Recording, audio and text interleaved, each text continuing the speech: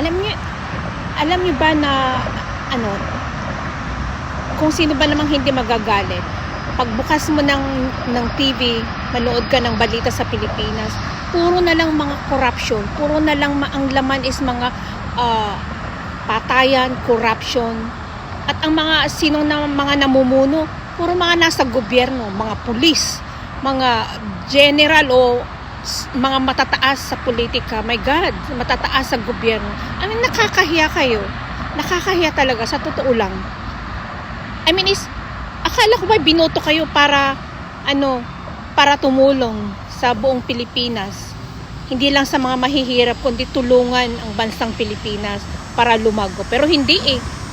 Ang lalaki ng mga budget, ang lalaki ng mga perang binubolsa nyo. Hindi ba kayo nahihiya niyan? Ipinapakain nyo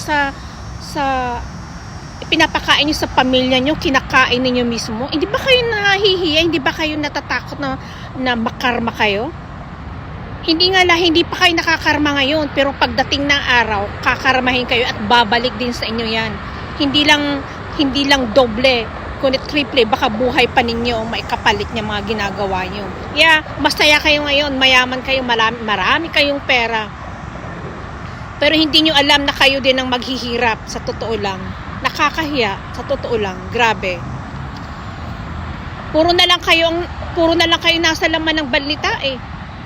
I mean, mga bilyon-bilyon kurap. Ikaw, Chis Escudero, kayo sa mga Senado, ayaw ma-impeach si Sara dahil binayaran kayo ni Sara, dahil binayaran kayo mga Duterte. Grabe. Ngayon, yung ginawa nyong yan, lahat kayo isa-isa.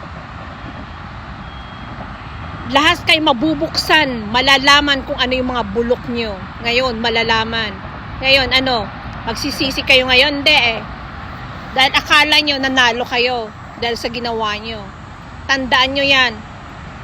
Babalik din sa inyo yan, karma. Karma is coming.